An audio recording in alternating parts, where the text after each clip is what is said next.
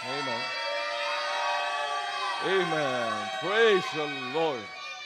Okay, tayong lahat po ay magsitayo at buksan po natin ating mga Bibles. Luke chapter 18.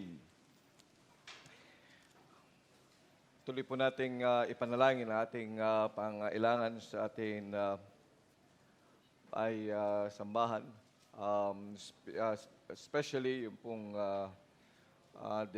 plano, no? Yung drawing ng plano, kailangan natin ng mahigit almost 100,000 para lang sa plano. Plano pa lang ho yun. Wala pang detalye ho yun. The whole site of it na development. Para kita natin yung perspective. Hindi lang ho siya drawing na ganyan eh. Meron din siyang, ano yun, Miko? May video. Gagawa din si Miko ng mga miniature, parang ano. Nakikita niya, oo. Para kita natin kung ma-develop natin yung lugar na yan. At yun yung ating titingnan for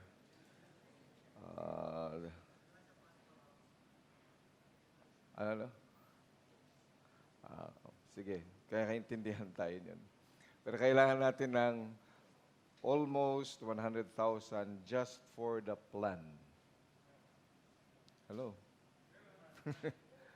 Oo. Ganoon talaga yun, nagbigay ng malaki. So, kung kailangan ng malaki, kailangan ng plano para hindi pa ulit-ulit. No? And meron tayong, uunahin natin yung auditorium, of course, and then the others. So, kailangan muna natin na mapag-raise ng fund para diyan. As we also continue to pray na matapos natin yung binabayaran natin na 90,000 every month until September of this year. And then, of course, yung ating yung lote na binibili natin diyan. By September din, dapat ay mabili na natin. So, please keep on praying. The Lord will provide. Amen? Kaya nga hong pag-uusapan natin ngayon, men ought always to pray. Amen. Luke chapter 18, verse number 1, anong sabi ng salita ng Diyos? And he spake a parable unto them to this end, that men ought always to pray and not to faint. So, who is this he? He spake a parable. He is Jesus, ang Panginoong Jesucristo. At mahilig ang Panginoong Jesucristo na may pag-usap sa kanyang mga disciples sa pamamagitan ng parables. And parables are earthly story which have heavenly meaning. Okay? And so let's learn from this parable why we ought always to pray. Why we should continue to pray. So, basahin muna natin dahil ito naman ang naisin ng Panginoon. Gaya nga niya sinabi yung parable na ito. The widow and the judge. So, he spoke this parable. So, let's try to understand why we should keep on praying. Amen? Ano ang magbibigay sa atin ng pinakadahilan para patuloy lamang na tayo ay nananalangin. Always. Okay? Without ceasing. Okay? So verse number 2, anong sabi ng salita ng Diyos? Saying, there was in a city a judge, which feared not God, neither regarded man. Verse 3, everybody. And there was a widow in that city, and she came unto him, saying, avenge me of mine adversary. Verse 4, and he would not for a while, but afterward he said within himself, though I fear not God, nor regard man, yet because this widow troubleth me, I will avenge her, lest by her continual coming she weary me. And the Lord said, hear what the unjust judge saith. Verse 7, and shall not God avenge his own elect, which cry day and night unto him, though he bear long with them? I tell you that he will avenge them speedily. Nevertheless, when the Son of Man cometh, shall he find faith on the earth. Dakilang Diyos, pagpalain mo po ang aming pag-aaral ng inyong salita. Hinihiling ko ng banal na Espiritu ang patuloy magbigay sa amin ng kaunawaan. At ganoon din po kapangyarihan, Panginoon, sa inyong tagapagsalita upang ang inyong salita, Panginoon, ay hindi lamang maging isang mga salita. It's just a form of speech. Kundi magkaroon ito, Panginoong Diyos, ng kapangyarihan sa bawat isa sa amin upang tunay na manalangin at manalangin ng wala nga pong patid. Manalangin, Panginoong Diyos, na may pag-asa. Manalangin lagi na ikaw nga po, Panginoong Diyos, ay hindi nakalilimot sa amin. Kaya tulungan niyo po ang bawat isa sa amin, Panginoon. Higit sa lahat, kung may nanlalamig sa pananalangin. At kung may mga bago na mga mananampalataya at hindi pa masyado naiintindihan ang pananalangin. At kung may mga matatagal na, and yet, Lord, we have not learned the way to your heart through prayer. Hinihiling ko po, Panginoong Diyos, na ikaw manguna sa amin. Maraming salamat sa pagkakataong ito. Help us to realize why we ought to pray. In Jesus' name we pray. Amen. Okay, please take your seats. Well, muli ho, kayo ho ba ay masaya ngayong gabi? Amen. Praise the Lord. At pwede tayong magdamagan kasi wala naman pasok bukas. Sino pong mga may pasok bukas? Pakitaas nga ho ang kamay. Okay. Prayer is a Christian or it's a Baptist distinctive. Amen? That distinguishes us from any others. Sa lahat ng uri ng tao. In fact, kaya nga ho ang ating Baptist distinctives ay nakasaad, the priesthood of all believers. Yan po ay paninindigan ng ating simbahan. Ang priest ay hindi lamang yung mga pari, pagkatapos tayo ay laymen. No. The priesthood, pag sinabi natin priesthood, lahat, remember that when a priest is a mediator we mediate between God and man. Okay? Yung mga karaingan ng mga common tao ay dinadala. At yan yung naging role ng priest doon sa Old Testament. Pero gusto nating maunawaan bawat isa sa atin na naligtas. Are you saved? Kukunti yata ligtas dito. Are you saved? Ano pag pinag-usapan natin ang kaligtasan, dapat tayo ay masaya. At tayo excited. Amen. Don't get worried and don't get used to being saved. Dapat lagi tayong ilagay sa ating isipan, sa ating puso. Kaya nga, we must know it. The helmet of salvation. Bakit helmet of salvation? Because we ought always to know it. Ilagay natin lahat yan. Pag nakalimutan mo yan, tingnan nyo, pag nakalimutan mong ligtas ka, pag nakalimutan mong ikaw ay saved, tapos nagda-drive, mas ikaw ay nakat, di ba? Nalaban. O kaya nakalinya, pagkatapos ay may nauna. Makakalimutan mo ba, makapagmura ka? Kaya maraming mga Kristiyano nakakapagmura pa rin. Amen? Oo. Bakit ho? Kinalilimutan nila. Yung iba nga, bakit sila zumba-zumba? Imbis na sasamba. Kasi nga nakalimutan niya na Kristiyano siya. Bakit nagnanakaw kung minsan? Nagnanakaw, hindi naman niya kanin, kinakain niya. Bakit ho siya nagiging tamad? Bakit mga kabataan na utusan ng nanay o kaya ng tatay pero hindi sumusunod? Nakalimutan niya siya iligtas. Pero pag ipapaalala mo sa kanyang, ikaw ay Kristiyano, hindi ba tumanggap ka na? Tumitino. Amen? Because we ought to put that in our head. We should know it.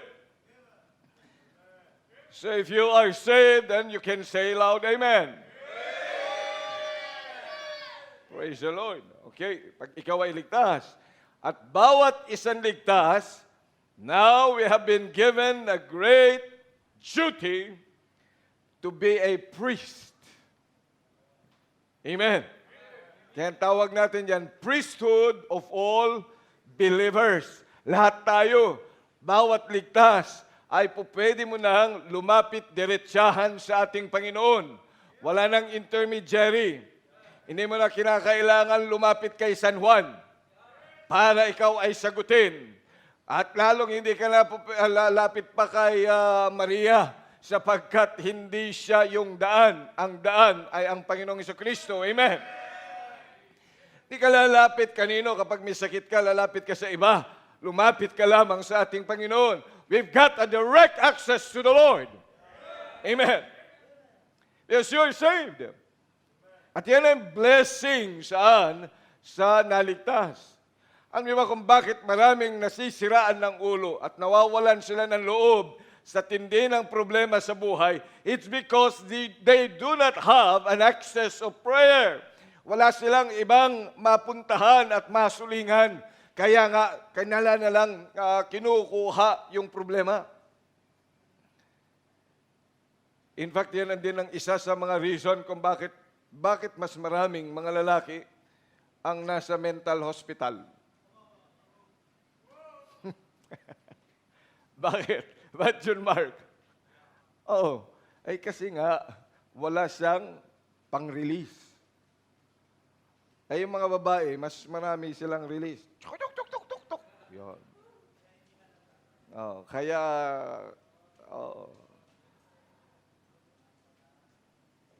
kaya pala, isa lang yan sa rason. Okay?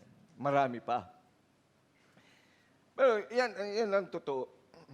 Kaya nga ho, mayroon tayong access sa Panginoon. Alam mo, pag naibubulalas mo yung pangangailangan mo sa Panginoon, at ikaw ay, kung masaya, ikaw ay nakakatawa sa Panginoon, at kung ikaw ay malungkot, at ikaw ay you're heavy-hearted, you can cry unto the Lord, and He will hear you.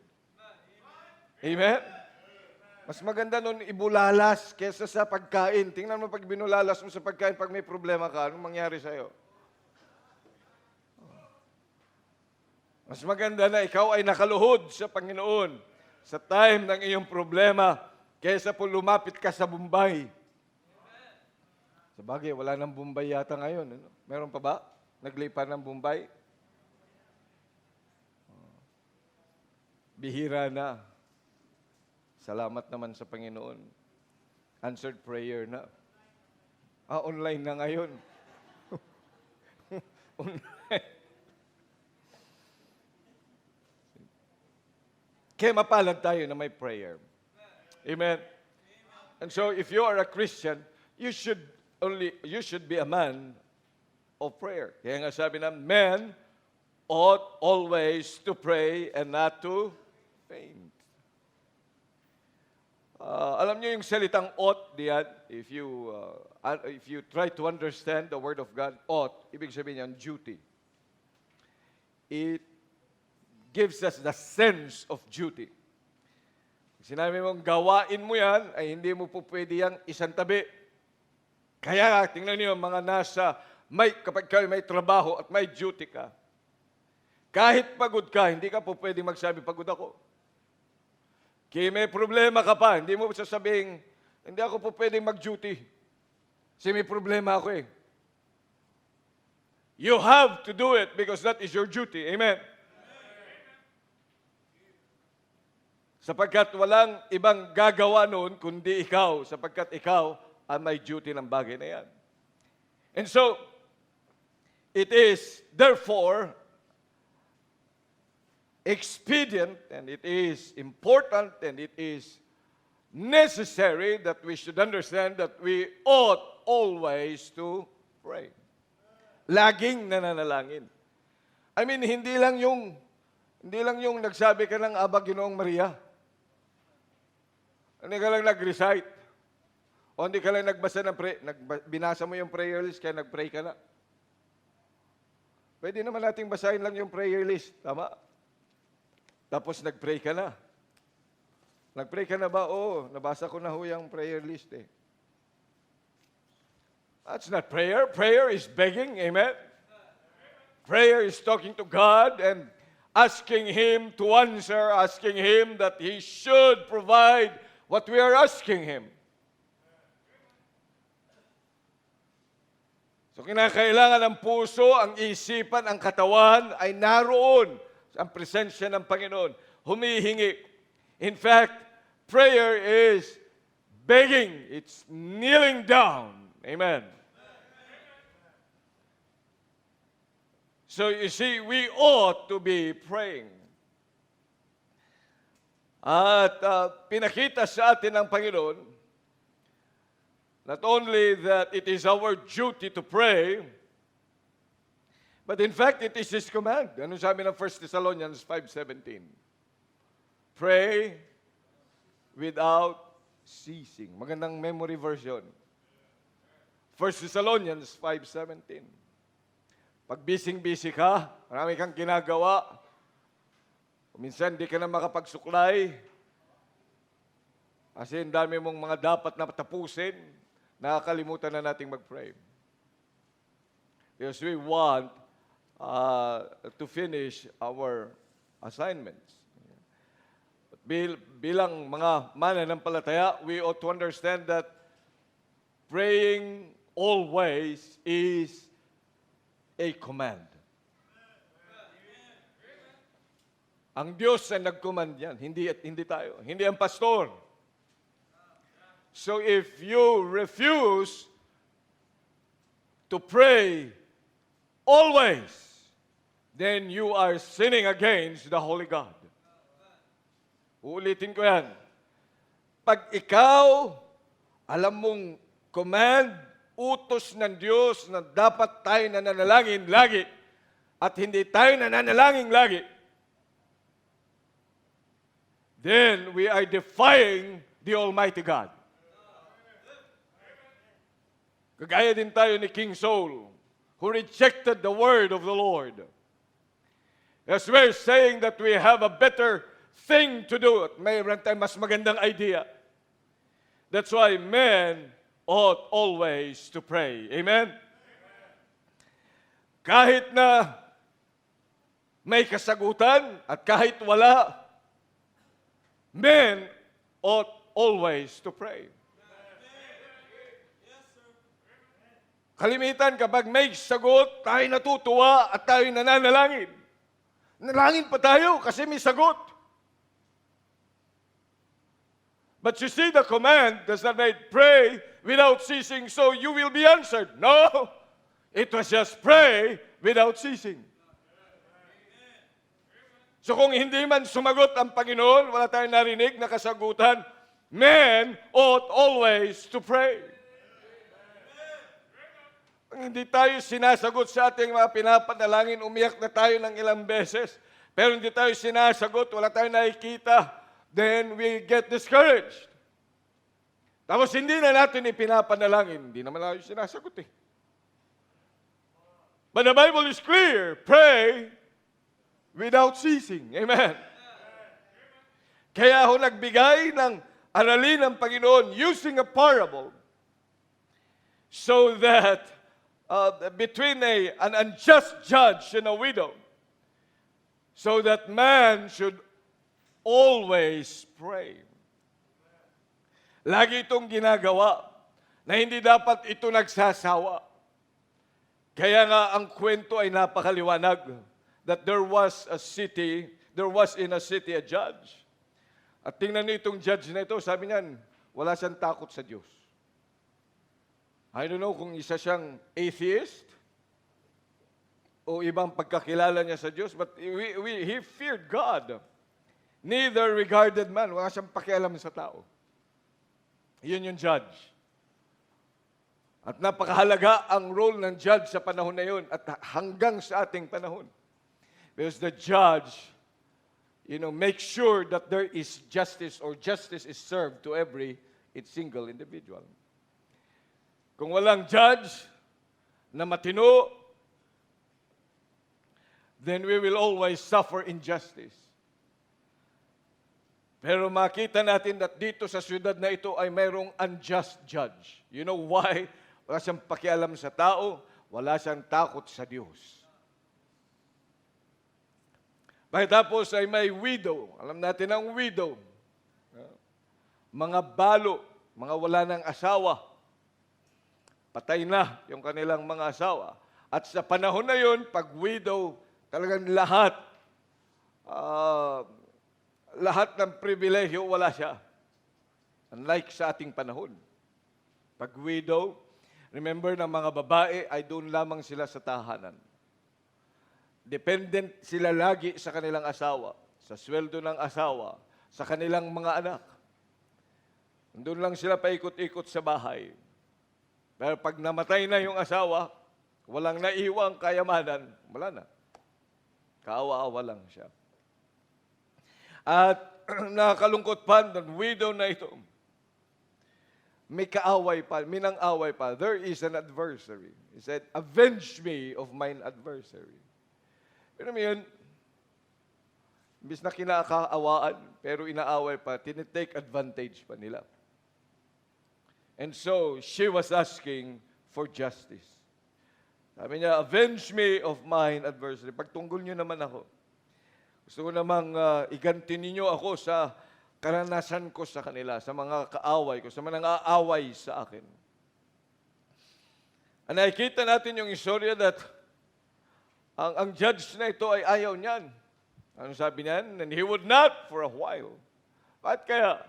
Kalimitan kasi walang pera yung mga mga widow. Alam mo naman ang judge. Siyempre, pag binigyan ka ng pera, masarap hindi ipagtanggol, pero bibigyan mo siya ng pabor. Nakakapag-relate ba kayo sa kanya? Si Jessa lang nakakapag-relate.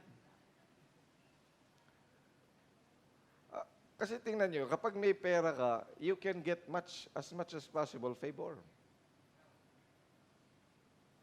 Kasi ito yung judge that does not fear God. God, ano bang sabi ng Panginoon? Sabi niya sa mga judges, huwag kayong tatanggap ng regalo. Pakinggan niyo silang lahat. At kapag yan ay widow, or poor, or oppressed, dapat ipagtanggol. Nasa Book of Isaiah yun. Pero dahil wala siyang takot sa Diyos, wala siyang pakialam sa sinabi ng Diyos. Ang sa kanya, yung pakinabang niya. And so this is an unjust judge. But tingnan po ninyo, ang sabi niyan sa verse number 4, and he would not for a while, but afterward he said within himself, though I fear not God, nor regard men, yet because this widow troubleth me, I will avenge her. Napakakulit naman nito. Wala na akong peace of mind. Pero sa gagawin ko, pagdating niya doon sa korte, bibigyan ko siya ng hustisya. Kasi ayaw na niya ng trouble. Now, from this, what are the things that we should learn? Now, itong parable na ito ay hindi niya ikinukumpara kung sino ang Diyos at ang judge. Although we know that God is judge. Amen? He's the greatest judge. But He's actually contrasting this unjust judge to God. Kaya nga, ano sabi doon sa verse number 8, I tell you that He will avenge them speedily. Verse 7, and shall not God avenge His own elect, which cry day and night unto Him, though He bear long with them. See? God certainly will avenge His children. Tayo, ipagtatanggol ng Panginoon. Are you saved? Kahit kailan hindi tayo pababayaan ng Diyos. At hindi niya titingnan kung tayo ay may pera o wala, tayo ay nasa mataas na posisyon o wala. Ang titingnan niya lagi ay yung dugo na dumanak doon sa krus ng Kalbaryo, because you have been purchased by the blood of our Savior.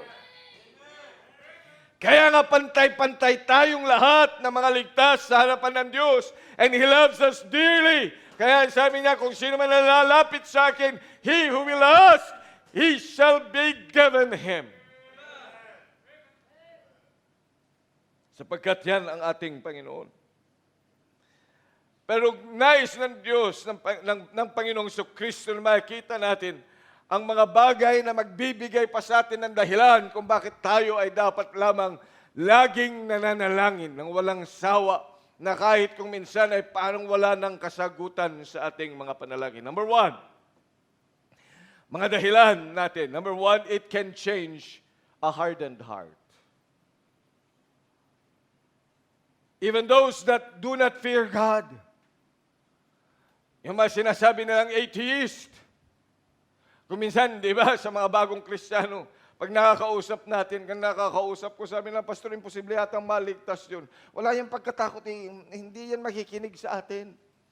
Hindi yan nagbabasa ng Bible. At saka, basta may nagpunta dito na magsasabi tungkol sa Bible, itatabuin niya yan, tatabuin niya yan. But my answer always is that, ipag-pray natin, pag-pray natin. Ang nakikita natin na yung tao, nagugulat na lang na yung tao who does not fear God. Walang pakialam sa tao, walang pakialam sa Diyos. And yet, binabago ng Panginoon. Amen? Nakaranas na ba tayo sa mga pagkakataon that a hardened heart, God can change? Amen? Kala mo talaga yan ay hindi siya makikialam. But you see, if we just keep on praying, and we just keep on praying, and praying, and praying, then God will soften the heart. Amen. Ang sabi ng Tagalog walang matigas na bato sa laging napapatakan ng tubig, tama? Walang matigas na tinapay sa kape, sa mainit na kape. Hindi yun, magkaiba yun. Di ba yung bato? Pag lagi yang napapatakan ng ulan, lagi, di ba, utay-utay nagkakaroon ng butas. Kakaroon siya ng butas. Hanggang sa maging malambot na yun. Okay. Kasi nga, kung tayo bilang mga mananampalataya, a heart that is hardened. Remember that even the king's heart is in the hands of the Lord. Amen? Kaya kahit imposible, parang hindi na po pwede, parang hindi po pwedeng mabigyan, parang hindi po pwedeng mabago, yet because we pray, then God changes the heart. Amen? Oh, yan ang ating Diyos. Kaya nga, lagi pa rin tayong manalangin. Even it will take us for years and years and years and years. Just keep on praying that hardened heart, to soften for the Lord. May kakilala ka ba? Nasabi mo yan, tigas-tigas na ang kanyang puso. Adi mas lalo kang manalangin. Amen. Sapagkat mas malaki ang Diyos, mas malakas ang Diyos, kaya niyang durugin ang puso na napakatigas. Kahit yung nagsasabing hindi siya naniniwala sa Diyos. Pag yan ay nagkasakit, magsasabing, Diyos ko po naman. Pag malapit na siya, pag yan ay na-aksidente, magsasabing, Jesus Christ.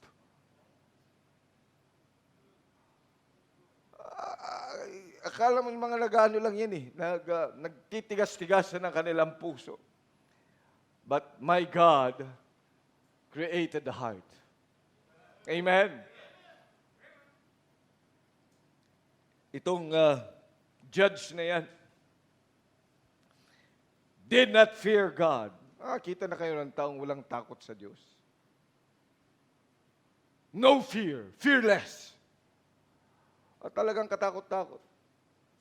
Tanda ko yung biro mo nasa simbahan, ang ipagpipre, masunog na ang simbahang ito. Walang takot sa Diyos. Parang yung dalawa doon sa, na priest doon sa Leviticus chapter 10. Sino yung dalawang yun? That they offered a strange fire unto the Lord. Napakaliwanag yung sinabi ng Diyos sa kanila, huwag kayong gagamit ng ibang apoy diyan. You just get it from the fire that I have sent. But they made their own fire. So ang ginawa ng Diyos sa kanila, sinunog sila ng Diyos. Kahit wala silang katakot-takot. Mga Kristiyano din, kung parang walang takot sa Panginoon. Walang takot magsinungaling. Oh. Sasabihin pa kasi save naman eh. Huwag mong gagamitin yung save ka na sa pagpapatuloy mo ng kasalanan. Amen? Dahil hindi yan isip ng isang mananampalataya. Ibig lang sabihin, wala kang takot saan sa palo ng Diyos. Pag ikaw ay may takot sa Diyos, you will not want to desecrate His name. Amen? Yung gagawa ka ng kalokohan sa bahay-sambahan ng Diyos. Gagawa ka ng kalokohan. Amen? Kasi magpipray ka, kunyari pa magpipray. Wala takot sa Panginoon. And neither He regarded man. Wala siya talagang authority. I mean, wala siyang kikilalanin. Siya lang yung mataas. Nakikita na kayo ng ganong klaseng tao. Napakataas.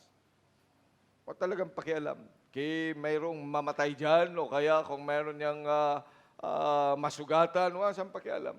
Basta para sa kanya. Basta ako, I'm living on my own. But you see, that person can be changed if only we pray. Amen?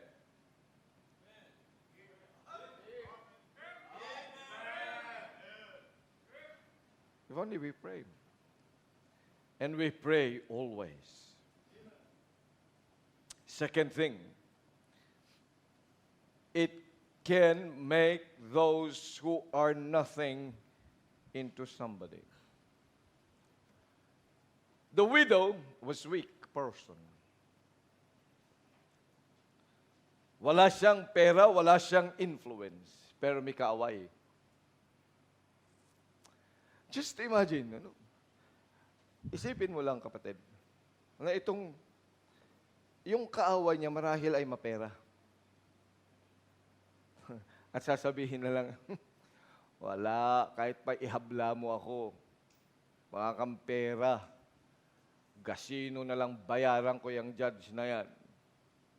Tama? O kaya, ma-influensya. Kita na kayo mga may influensyang mga tao, nang hirap talagang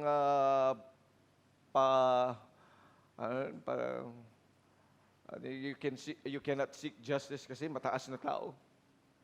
May influensya, kasama niya mga politiko. Lahat, yung pala, kasama niya doon sa judge, kasama din pa, makakakilala sila lahat dun sa gobyerno, sa kung saan, tapos yung mga businessman kasama niya, tapos babanggain mo.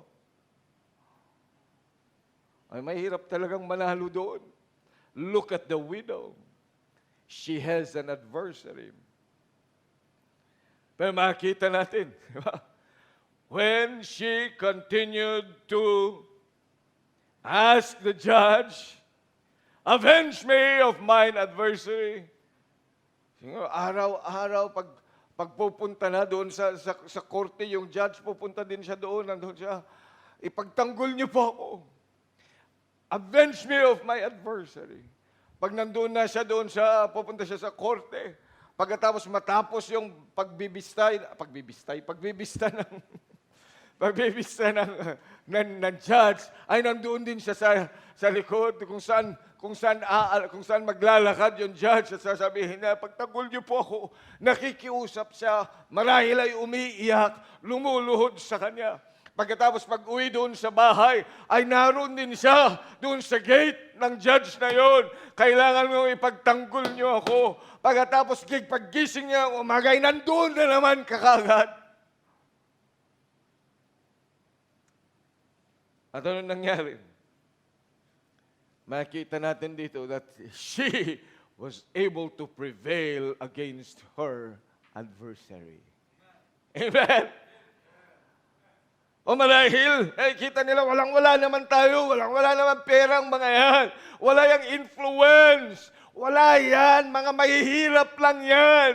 Kaya yan mga naging Kristiyano, kasi nga mahihirap yan para lang maibsan yung kanilang puso na mahirap naman yan, kaya may mansyon sila sa langit.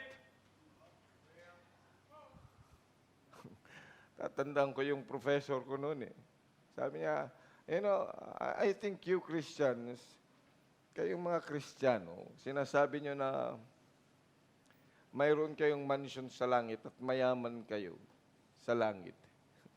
Kasi dito, mahihirap kayo. Bago-bago yung simbahan noon. Sabi ko, oo nga, nung tinitingnan ko kami mga estudyante, yung mga bagong makagraduate sa profession nila. Pagkatapos nagsisimba kami dun sa maliit na bungalow. Tapos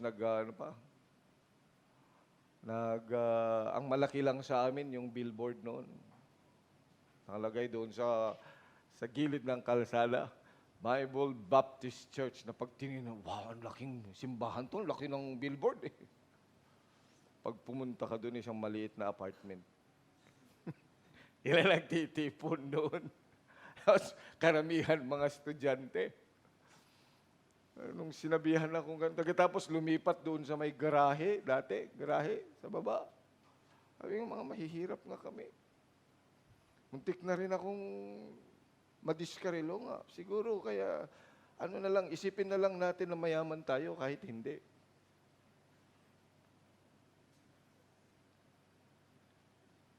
Sa kanila kasi, dapat may pera ka.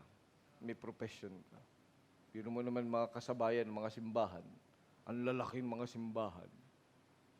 May mga malalaking business sa mga simbahan. But we thank God, we keep on praying.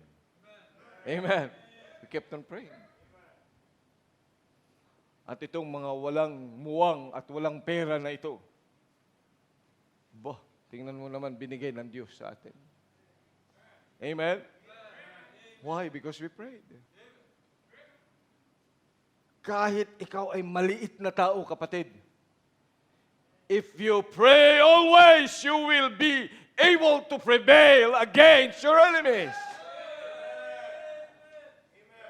Napakalaking bagay yun. Kaya sabi ng bayan, men ought always to pray. Kung sa tingin mo walang-wala ka at sila tataas, ang lalaki nila, ang gagaling pa nila, you can just pray and prevail. Amen. We will prevail if we pray. Kaya nga, pag tinitingnan na, pambira parang executive officer ng Ikaw ba ay COO ng COO? No, nasaan ang CEO dito?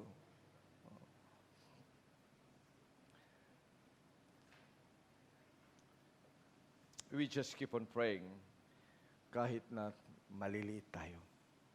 Amen? Alam niyo bang ang Panginoon, natutuwa nga siyang sagutin ang mga panalangin ng bata. Do you know why? Because He likes a childlike faith. Amen? Ang Panginoon, lagi siya sa naaapi. Kaya kinakailangan tayo ay patuloy na manalangin. That's why the more problems we have and the more enemies you amass, the more you should pray. And the more you should thank the Lord because He is proving your worth. Amen. And you can prevail. Moses prevailed. Magsalita si Moses, ano sabi niya? I cannot speak. But he prevailed. Why? Because he kept on praying. Jacob prevailed against the angel of God because he wrestled with him naman lakas niya kumpara sa anghel. But he prevailed. That's why you see, we ought always to pray because it is in prayer when we become strong. Amen. Huwag ka masyadong magtiwala sa kayong katalinuhan. Huwag ka masyadong magtiwala saan sa pera. Huwag ka masyadong magtiwala saan sa propesyon. Because those things become nothing when we come to the Lord in prayer. Kaya nga dapat dito tayo laging nananalangin. Sapagkat ang mga mahihina ay lumalakas at nakakaya nilang gapiin ang mga malalakas. Amen. So men ought always to pray and not to faint. Amen. Lagi kang naaapi. Lagi kang napagtatawanan. Then you keep on praying. Nagtatawanan ka lang pala eh. You have a great God, ask for wisdom. Amen.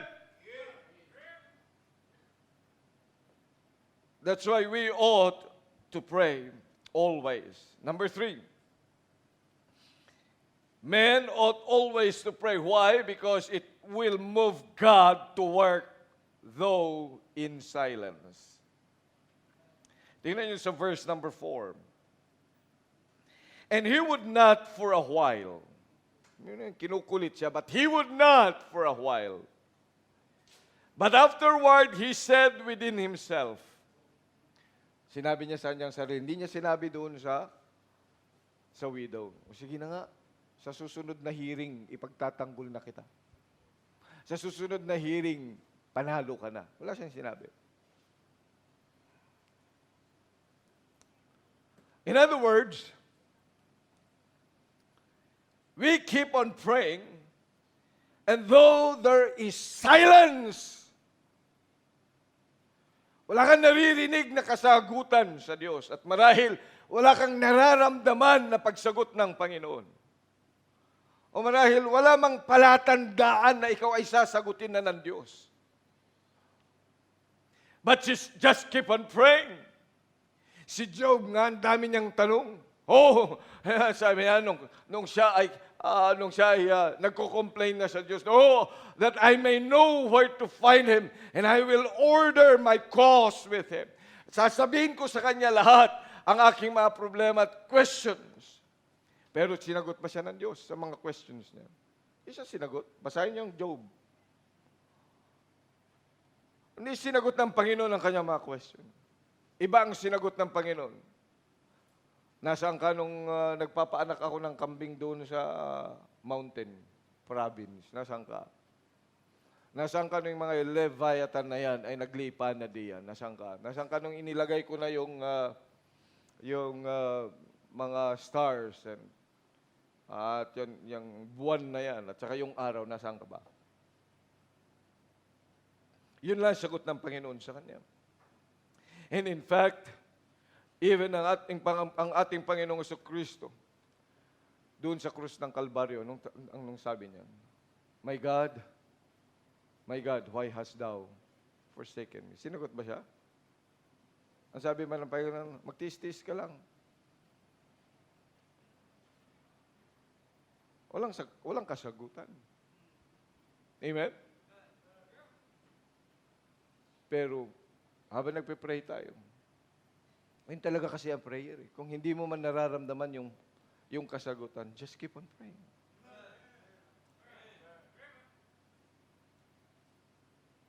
Sapagkat nagpe-pray ka sa Diyos. Amen? At siya ay Diyos na gumagawa even in secret. Kaya kahit na wala kang nakikitang palatandaan ng kasagutan ng panalangin, parang layo. Nakikita niyo yung prayer list niyo? Sometimes, nakikita yung, Panginoon, tagal ko na itong pinagpe-pray. Ano kaya, pag-pray ko na lang kayo, kuhanin mo na lang ito, Panginoon. Pero hindi pa rin. And I thank the Lord for this lesson. Ang kinakailan, manalangin pa rin tayo, tuloy-tuloy, walang patid. Kahit parang wala ng pag-asa. Wala yata ang pag-asa. But my God is the God of impossibility. Amen? Amen? Eh, kinakailangan matuto tayo manalangin. Even though God is silent. Because, number 4, it may be that answers are now in our doorposts. Baka naman yung kasagutan, andyan na. Bigla kang tumigil sa panalangin. Pag tumigil ka, ano na mangyari?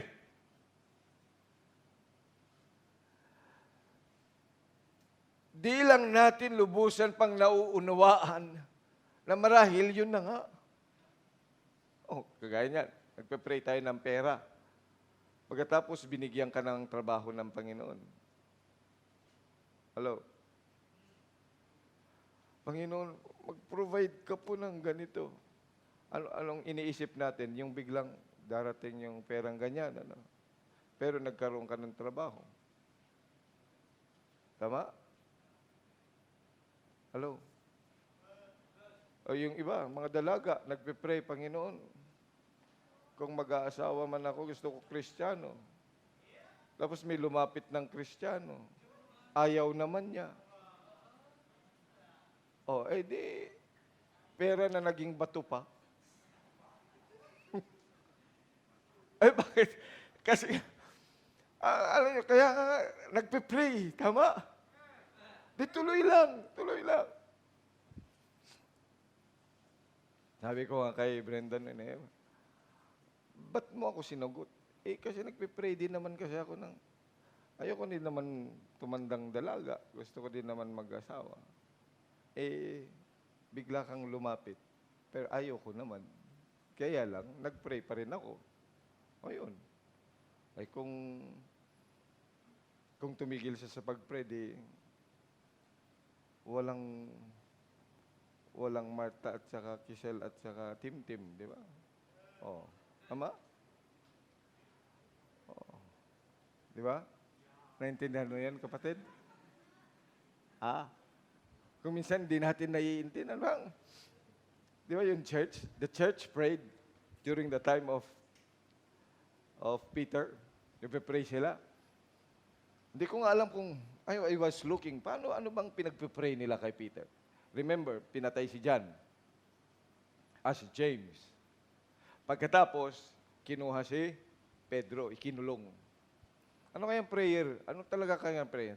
Ang nakalagay lang doon, and prayer was made unto God by the church. By the church. And prayer. By the church. Prayer was made. Anong specific kaya? Ano kayo nag-pray kaya sila na palabasin siya? Anong specific request? Wala, no? Basahin niyo, wala. Nirelease siya ngayon ng Panginoon, tama? As kumakatok na siya doon sa simbahan. Tapos narinig niya, si Pedro, nandyan. Sino yung batang yun? Ang pangalan? Ha? Anong pangalan ng bata? Si Pedro? Hindi, si Rhoda. Oo, si Rhoda. Kasi kumakatok si Pedro doon sa labas. Kasi nakalaya na nga siya Gabi, nakalaya na siya. Pagkatapos, si Rhoda, tama ba ako? Si Rhoda yun, di ba? Oo. Bubuksan na sana niya, narinig niya, si Pedro, nagulat siya. Pumunta siya doon sa nagpipray. Andyan si Pedro, ano sabi at sagot ng mga tao sa kanya? Nabubuang ka na ba? Nakakulong yun Ano ba pinagpipray nila? Ano pinagpipray nila? Ano? Kaya pinagpipray. Siguro pinagpipray lang nila, Panginoon, pag-ingatan mo po si Pedro. Yun lang, pag-ingatan si Pedro. O ngayon, nirelease ng Panginoon si Pedro. Hindi na naiintindihan. Parang nagpipray ka rin, Panginoon, provision po. Provision po, Panginoon, provision. Binigyan kang trabaho. Tapos nung sumweldo ka, nakalimutan mo na yung provision na sinasabi mo. Yeah, maraming mga ganyan. Nangako, meron tayong lote, pang-lote. Aba, may pang-lote siyang, ang tawag dito, yung pledge, pang-lote. Pagkatapos, nagkapera. Aba, una pumunta sa Jollibee. Wow, blessing! Sabi niya, nakalimutan na niya yung pinagpipray niya. Kaya nga kung minsan, di natin nauunawaan pa yung mga bagay na yan. Hindi natin alam, yun na pala yung kasagutan ng ating panalangin. That's why men ought always to pray. Alam mo kung bakit? Lagi mong ipanalangin kasi maalala mo na nanalangin ka, ito pala yung kasagutan ng panalangin ko eh. O di hindi ka na pupunta sa Jollibee, bibigay mo na yun sa Panginoon. Amen? Ano, sa kapera ka, nagpe-pray ka na may pang-tuition ng anak mo, pagkatapos nakikita, nagkapera ka, binili mo ng damit. Ay, ang pinagpe-pray mo, kaya nga, men always to pray. And number 5, men ought always to pray. Why? Because it is an act of faith on God's promise. Then verse 6 and 8. And the Lord said, hear what the unjust judge saith. And shall not God avenge his own elect, which cry day and night unto him, though he bear long with them? I tell you, that he will avenge them speedily. You see, God is not a liar. Amen? He keeps His word. Bawat pangako ng Panginoon, ang sabi niya, knock, and the door shall be opened. Seek, and you shall find. Makikita natin, yan ay pangako ng Panginoon sa atin, na kapag tayo ay humingi, tayo ay pagpapalain, at tayo ay bibigyan. Kaya nga, lagi tayong mananalangin. Why? Because it is an act of faith. Kaya sabi na tayo nananampalataya. And kung hindi ka talaga nananalangin, then you are not living by faith. You're not living by faith. Ang Panginoon ay nangako sa atin. May mga pangako siya sa atin na kahit kailan, sabi ng Isaiah chapter 55. Look at your Bibles. Isaiah 55.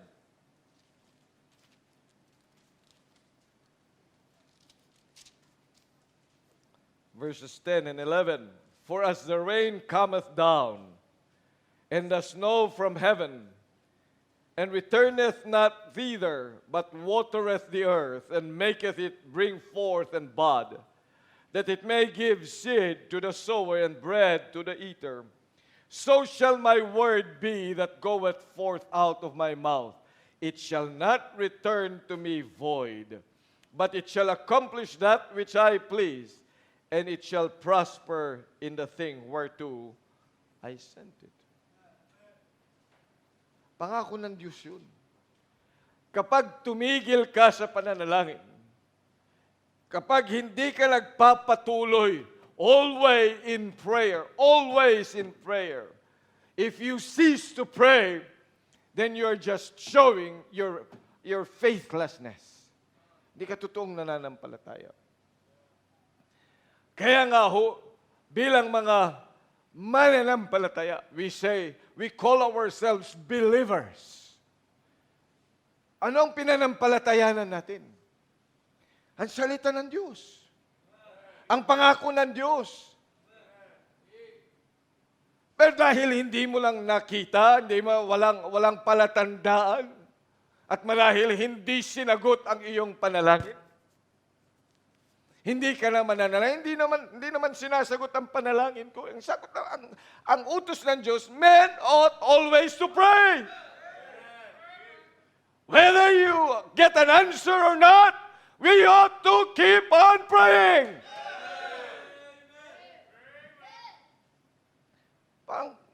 Soul winning din yan eh. Kung walang ma-soul win, hindi ibig sabihin nun, hindi ka na magso-soul winning. Mag-soul winning pa rin. Amen?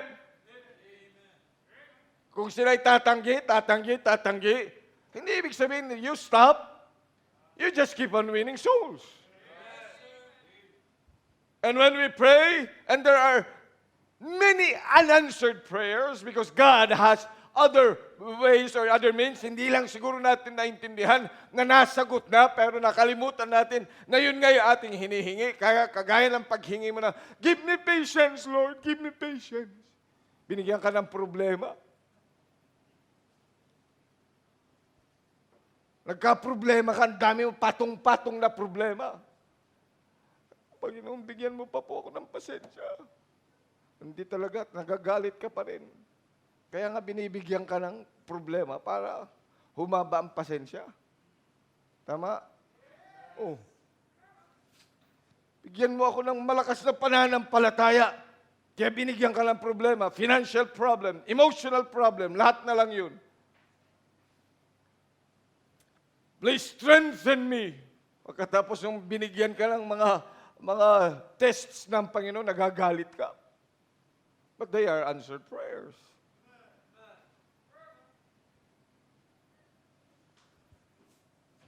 Kaya mga kapatid, itong kwento tungkol sa widow and the unjust judge is a reminder that we should be men of prayers. Men of prayer. Huwag tayong titigil. Kahit hindi tayo sagutin, just keep on praying.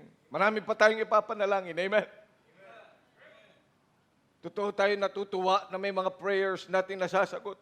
But when prayers, sabi ng awitin, when prayers aren't enough,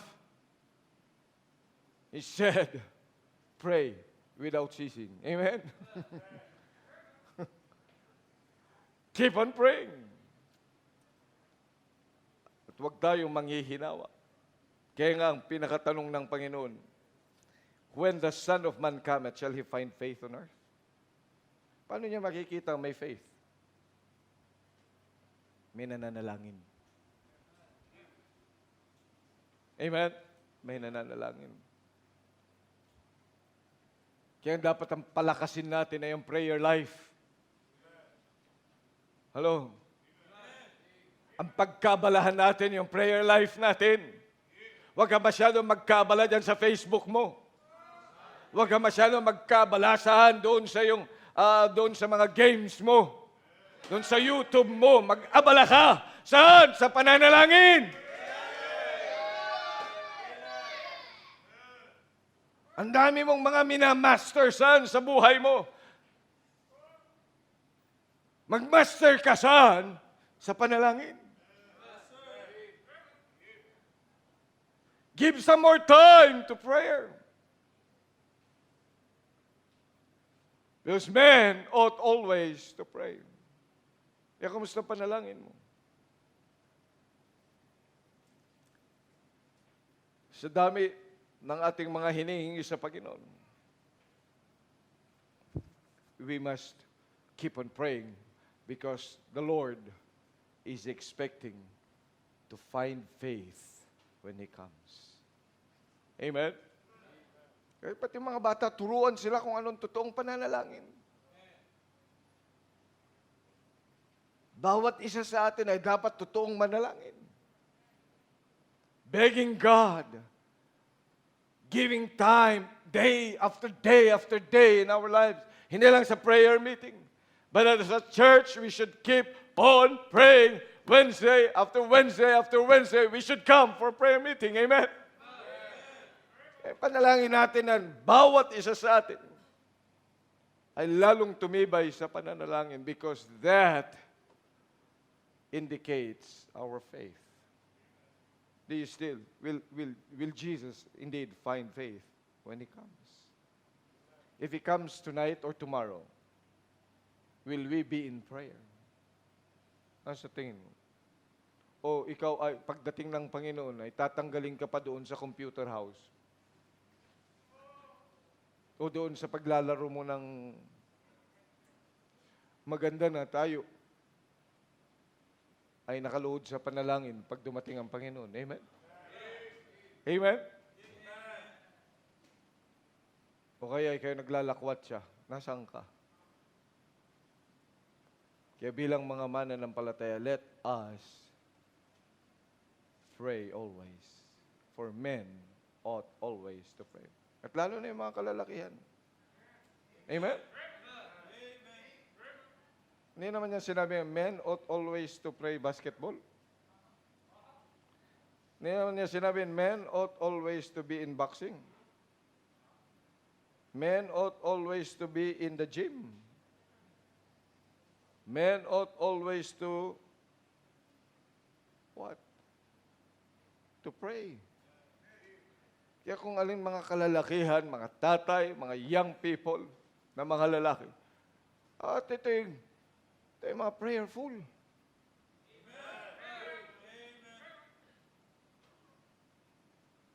Although alam ko yung general niyang sinabi yan. It's a generic term. But men ought always to pray. Ang tunay na lalaki ay hindi umiinom na serbesa. Ang tunay na lalaki ay nananalangin. Ay, kung ikaw hindi pa marunong manalangin, anong klase? Ang galing mong manligaw. Kaya marunong manalangin. Ang galing mong magbulaklak ng salita sa mga kababaihan, kahit sino. Kahit sino na lang. Mapasagot mo. Pero hindi mo man kailan mapasagot ang Diyos. Because men ought always to pray. Amen? Let's all stand up, please. Dakilang Diyos, muli po, maraming salamat sa pagkakataong ito. Pinagkaloob niyo po sa amin. Patawad po kung Panginoong Diyos, hindi kami naging faithful sa pananalangin. Dahil ang aming ihisipan lagi na kaya kami mananalangin dahil, Panginoon, sumasagot ka sa panalangin.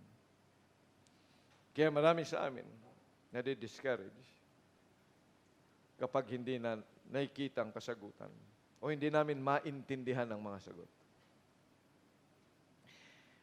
Maraming salamat po sa parable na ito na ibinigay mo po sa amin upang matutunan ng bawat isa na laging nananalangin. Manguna ka sa invitation sa pangalan ng Panginoong Jesus. Amen. Habang tinutugtog ang awiting panyayan, hindi ko alam kung paano nangusap ang Panginoon sa bawat isa sa atin. But men ought always to pray. But I confess ang ating mga kasalanan sa Diyos. When it comes to prayer, we have not arrived. We ought to be men of prayers. But di natin lumapit sa Panginoon dito sa altar ay pag-usap sa Diyos.